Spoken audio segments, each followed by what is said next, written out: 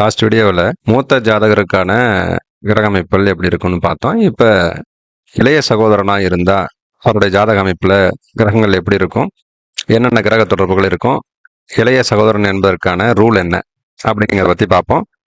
First rule வந்து லக்னாதிபதி 3ஆம் இடத்துல இருக்கிறது, அல்லது 3ஆம் அதிபதி லக்கணத்தில்.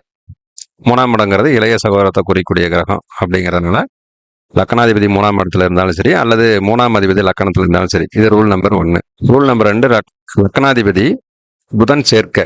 புதன் இளைய சகோதரத்தை குறிக்கும் அப்படிங்கிறதுக்கு, காலப்புருஷ லக்கணத்துக்கு இளைய சகோதரன் புதன் அப்படிங்கிறதுனால லக்கணாதிபதி புதன் சேர்க்கை, அல்லது புதன் வீட்டுக்கு தொடர்பு கொள்வது, அல்ல மிதன வீட்டுக்கு தொடர்பு கொள்வது அப்படி இருந்தாலும் நம்ம அந்த 2 ரூலும் எடுத்துக்கலாம். 3வது ரூலு மீன லக்கணமாகி லக்கணாதிபதி புதன் சாரத்தில் அமர்வது, அல்லது மீன ராசியாகி, லக்கணமும் இருக்கும் ராசியும் கணக்கு, மீன ராசியாகி ரேவதி நட்சத்திரத்துல இருந்தா அந்த வீட்டுல அது இளைய சகோதரமா இருக்கும், அது கடைசி குழந்தையா இருக்கும். அதுல மேபி வந்து சில விஷயங்கள் மாறுபடும். அதுல கிட்டத்தட்ட 70 விழுக்காடு ரேவதி நட்சத்திரத்துல பிறக்கிறவங்க கடைசி குழந்தையா இருப்பாங்க, 2வது குழந்தையா இருப்பாங்க அப்படின்னு. 5வது ரூல் வந்து லக்னாதிபதி 7ஆம் இடத்துக்கு அல்லது சுக்கிரனுக்கு தொடர்பு. சுக்கிரன் காலபுருஷத்துக்கு 2வது குழந்தை குறிக்கூடிய கிரகம் அப்படிங்கிறதுனால இந்த 5 ரூல். இந்த 5 ரூல்ல மேக்சிமம் ஒரு 4 ரூல் ஒத்து வருது அப்படின்னா நாம தைரியமா கேட்கலாம், இந்த குழந்தை 2வது குழந்தையா அப்படின்ட்டு. சரி, இந்த ஜாதகத்துல என்னென்ன ரூல் ஒத்து வருது அப்படின்னு பார்க்கலாம்.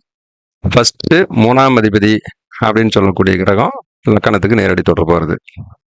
First rule okay. 2வது புதனுடைய சேர்க்கை. புதன் சேர்க்கையும் அங்கே காம்பினேஷன் தான் இருக்கு, அதனால புதன் சேர்க்கையும் வந்துருச்சு. அப்போ 2வது ரூலு ஓகே. லக்கணம் மீனம், அதுவும் ஓகே. லக்கணாதிபதி ரேவதியில் இருக்குது அப்படிங்கிறதுனால நம்ம அந்த கணக்கும் எடுத்துக்கலாம். அப்போ ரூல் நம்பர் 4 ரூலும் ஒத்து வருது. 7ஆம் இடத்ததிபதிக்கு சுக்கிரன் தொடர்பு, அல்லது 7ஆம் அதிபதி சுக்கிரன் தொடர்பு, இப்படி கணக்கு பார்த்தோம்னாலும் நம்மளுக்கு இந்த மேக்சிமம் 5 ரூலும் வந்து ஒத்து வருது. இந்த ஜாதகத்தில் இந்த 5 ரூலும் ஒத்து வருது. அப்போ தைரியமாக நாம் கேட்கலாம். எல்லா விதிகளும் எல்லா இடத்துலையும் சரியாக பொருந்திராது. மேக்சிமம் 5 ரூல் இருந்து 5 ரூலும் சரியாக இருக்குது அப்படின்னா நாம் தைரியமாக கேட்கலாம், இந்த குழந்தை 2வது குழந்தையா, 2வது குழந்தையினுடைய ஜாதகம். Okay, thank you. ஜோதிட சூட்சமங்கள் தெரிந்து கொள்ள நம்மளது பக்கத்தை பின்தொடருங்கள்.